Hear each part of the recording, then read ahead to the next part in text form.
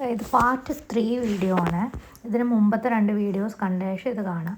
അപ്പോൾ നമ്മൾ invisible zip ചെയ്യാൻ വേണ്ടിയിട്ട് ആദ്യം ഇൻവിസിബിൾ സിപ്പിൽ നമ്മളിത് മാർക്ക് ചെയ്യാം പെന്നെടുത്തിട്ട് എവിടെയാണ് അതിൻ്റെ സ്റ്റാർട്ടിങ് പോയിൻ്റ് വരേണ്ടതെന്ന്. അതിനുശേഷം നമ്മൾ എങ്ങനെയാണോ സിപ്പ് ക്ലോസ് ചെയ്യുമ്പോൾ ഉണ്ടാവുക അതേപോലെ ഡ്രസ്സിൻ്റെ മുകളിൽ ഇതുപോലെ വയ്ക്കാം. അതിനുശേഷം ആ സൈഡ് ഇപ്പം ഞാനിത് വീഡിയോയിൽ കാണിക്കുന്ന ആ സൈഡ് അതേപോലെ വെച്ച ശേഷം ഇതുപോലെ ആ സൈഡിലാണ് സിബ് വരിക, അതിങ്ങനെ മറച്ച് വയ്ക്കാം. അപ്പോൾ തെറ്റിപ്പോവില്ല. അല്ലാത്ത പക്ഷം ചിലപ്പോൾ തെറ്റിപ്പോവാൻ സാധ്യത ഉണ്ട്. ഞാനൊക്കെ ഒരുപാട് ചെയ്ത ശേഷമാണിത് നേരെ ചെയ്യാൻ പഠിച്ചത്. ചിലപ്പോൾ എത്ര ചെയ്താലും പിന്നെ നമ്മൾ ചെയ്യുമ്പോൾ തെറ്റിപ്പോവും. അപ്പോൾ ഇതിങ്ങനെ ചെയ്യുമ്പോഴാണ് തെറ്റാതെ സിബ് അതേ സൈഡിൽ തന്നെ വരാം. അതിനുശേഷം പിന്ന് കുത്തിയ ശേഷം നമ്മൾ ആ സൈഡ് സ്റ്റിച്ച് ചെയ്ത് കൊടുക്കാം.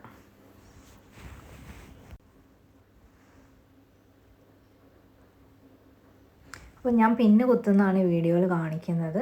അതിനുശേഷം ഞാൻ അവിടെ താഴെയും മാർക്ക് ചെയ്തു എവിടെ വരെ സ്റ്റിച്ച് ചെയ്യേണ്ടതെന്ന്. ഇതാണ് നമ്മളെ ഇൻവിസിബിൾ സിപ്പർ ഫൂട്ട്.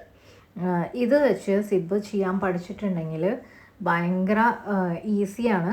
ആദ്യത്തെ കുറച്ച് ഡിഫിക്കൽട്ടീസ് ഉണ്ട് പഠിക്കുമ്പോൾ. എന്നിരുന്നാലും വൺസ് നമ്മളിത് പഠിച്ചു കഴിഞ്ഞിട്ടുണ്ടെങ്കിൽ പിന്നെ നമ്മൾ വേറെ എളുപ്പപ്പണിയൊന്നും നോക്കില്ല, ഈ ഫൂട്ട് തന്നെയാണ് യൂസ് ചെയ്യുക കേട്ടോ. അപ്പോൾ അത് കറക്റ്റ് വെച്ച ശേഷം അതിൻ്റെ ഉള്ളിൽ സിപ്പ് കടന്ന് പോകാനുള്ള സ്പേസ് ഉണ്ട്. ആ സ്പേസിൽ ആ സിപ്പിൻ്റെ ഇത് കറക്റ്റായി വെച്ച ശേഷം നമുക്ക് നീഡിൽ അഡ്ജസ്റ്റ് ചെയ്ത് വെക്കാൻ പറ്റും അതിൽ. അതിന് ശേഷം നമ്മൾ സ്റ്റിച്ച് ചെയ്ത് തുടങ്ങാം. ആദ്യമൊക്കെ ചെയ്യുമ്പോൾ നമ്മളവിടെ ഹോൾഡ് ചെയ്ത് കൊടുക്കണം. പിന്നെ നമുക്ക് അതിൻ്റെ ഒന്നും ആവശ്യം വരില്ല. അത് തന്നെ അതേ കറക്റ്റ് ഇതിൽ സ്റ്റിച്ച് ചെയ്ത് പൊക്കോളും. എന്നാലും കുറച്ച് ആദ്യത്തെ ടൈംസൊക്കെ ചെയ്യുന്നവരാണെങ്കിൽ ഭയങ്കര കെയർഫുള്ളായിട്ട് ചെയ്യാൻ നോക്കുക.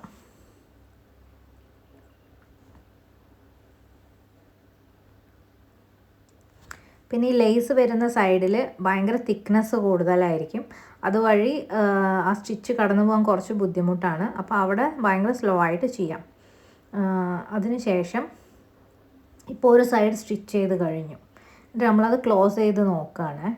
അതിനുശേഷം അങ്ങനെ ക്ലോസ് ചെയ്ത ശേഷം ആ പാർട്ട് കുറച്ച് ഓപ്പൺ ആക്കിയ ശേഷം ആ സൈഡിൽ ഇതേപോലെ വെച്ചിട്ട് തിരിച്ചു വയ്ക്കാം. അപ്പോൾ നമ്മൾ സിബ് അങ്ങോട്ടും ഇങ്ങോട്ടും ഒന്നും മാറിപ്പോവില്ല. ഇങ്ങനെ ചെയ്ത ശേഷം വേഗം തന്നെ പിന്ന് കുത്തിയിട്ട് നമ്മൾ സ്റ്റിച്ചിങ് സ്റ്റാർട്ട് ചെയ്യും.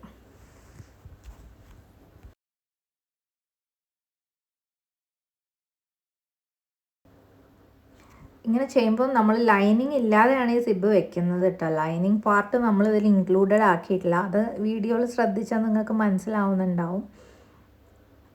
അപ്പോൾ ഞാൻ ഈ സെക്കൻഡ് പാർട്ട് സൈഡ് സിബിൻ്റെ മറ്റേ സൈഡ് ഞാൻ സ്റ്റിച്ച് ചെയ്ത് തുടങ്ങുകയാണ്. ഇത് ഈ വീഡിയോയിൽ കുറച്ചും കൂടി ക്ലിയർ ആയിട്ട് കാണുന്നുണ്ട്. അപ്പോൾ നിങ്ങൾക്ക് നോക്കിയാൽ മനസ്സിലാവും. അപ്പോൾ ആ സൈഡും നമ്മൾ സ്റ്റിച്ച് ചെയ്ത് കഴിഞ്ഞു. ഇനി നമ്മളിത് ക്ലോസ് ചെയ്ത് നോക്കുകയാണ്.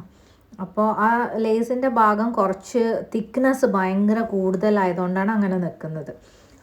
തിക്നെസ് ഉള്ള പാർട്ടിൽ അങ്ങനെ നിൽക്കാറുണ്ട്. നമ്മൾ മാക്സിമം അത് ഒഴിവാക്കാൻ ശ്രദ്ധിക്കുമെങ്കിലും അത് ചിലപ്പോൾ അങ്ങനെ നിൽക്കും. ഇത് ലേസൊന്നും ഇല്ലാതെ തിക്നെസ് കുറഞ്ഞൊരു ഫ്രോക്കാണ്. അതിൽ നിങ്ങൾക്ക് കറക്റ്റായിട്ട് കാണാം എത്ര കൃത്യമായിട്ടാണ് ആ സിബ് ക്ലോസ് ആയി നിൽക്കുന്നതെന്ന് ആ ഭാഗം. ഇനി നമ്മൾ ഉള്ളിലുള്ള ലൈനിങ് പാർട്ട് ആണ് സ്റ്റിച്ച് ചെയ്യുന്നത്. അത് പുറത്തേക്ക് എടുത്തിട്ട് ഈ സിബിൻ്റെ മുകളിൽ കൂടെ ഇങ്ങനെ തിരിച്ചിട്ടിട്ടാണ് നമ്മൾ സ്റ്റിച്ച് ചെയ്യുക. ഇങ്ങനെ ശ്രദ്ധിച്ച് ആ വീഡിയോയിൽ നോക്കിയാൽ മനസ്സിലാവും. ഓക്കെ. അപ്പോൾ അവിടെ പിന്ന് കുത്തിയ ശേഷം നമ്മൾ സ്റ്റിച്ച് ചെയ്ത് കൊടുക്കാം.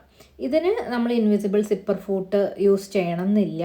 പക്ഷേ ഉപയോഗിക്കാൻ അറിയുന്നവർക്ക് ഉപയോഗിക്കാം. അല്ലാത്തവർക്ക് ഒരു വൺ സൈഡ് സിപ്പർ ഫൂട്ട് ഉണ്ട്, അത് വെച്ച് സ്റ്റിച്ച് ചെയ്താലും മതിയാവും. അപ്പോൾ നമ്മൾ രണ്ട് സൈഡും സ്റ്റിച്ച് ചെയ്ത് കഴിഞ്ഞു. അതിൽ കാണിക്കുന്ന പോലെ പുറത്തേക്ക് ഇട്ടിട്ടാണ് സ്റ്റിച്ച് ചെയ്യേണ്ടത്. അതിനുശേഷം നമ്മൾ സിബ് ക്ലോസ്. സോ ഈ വീഡിയോ ഇഷ്ടപ്പെട്ടവരാണെങ്കിൽ ലൈക്ക് ചെയ്യണം, ഫോളോ ചെയ്യണം. ഇതുപോലത്തെ കൂടുതൽ വീഡിയോസ് അപ്ലോഡ് ചെയ്യുന്നതായിരിക്കും. അപ്പോൾ ഇതാണ് കൺസീൽഡ് സ്റ്റിച്ചിങ്. ഇനി ഇതിൻ്റെ അടിഭാഗമൊക്കെ ക്ലോസ് ചെയ്ത് കൊടുത്ത് സ്റ്റിച്ച് നോർമൽ ഫ്രോക്ക് പോലെ തന്നെ സ്റ്റിച്ച് ചെയ്തെടുക്കാം.